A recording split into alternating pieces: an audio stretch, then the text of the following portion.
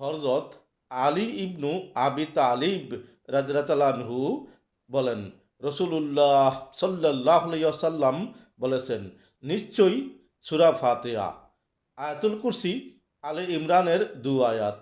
একটি হচ্ছে শাহিদাল্লাহু আন্নাহু লা ইলাহা ইল্লা হুয়া ওয়াল মালাইকাতু ওয়া উলিল ইলমি কাইমাম বিল কিসতি লা ইলাহা ইল্লা হুয়াল আজিজুল হাকিম, সূরা আলে ইমরান আয়াত 81, এবং কুলিল্লাহুম্মা মালিকাল মুলকি, সূরা আলে ইমরান আয়াত 27।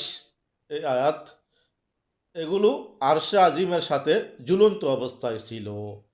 এগুলোর মাঝে এবং আল্লাহর মাঝে কোনো আড়াল নেই।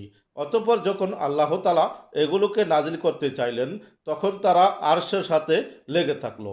তারা বলল, হে আমাদের রব, আপনি আমাদেরকে আপনার জমিনে ফেলে দিবেন এবং যারা আপনার অবাধ্য আচরণ করে তাদের কাছে পাঠাবেন।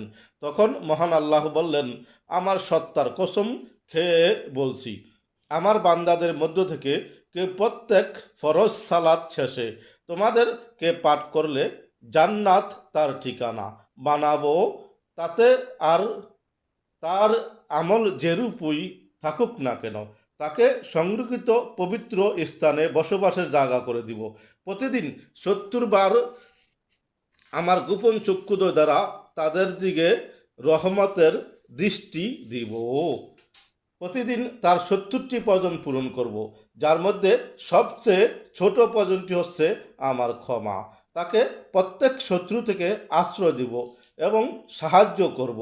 মৃত্যু ব্যতীত তাকে জান্নাতে প্রবেশ কিছুই বাধা দিবে না।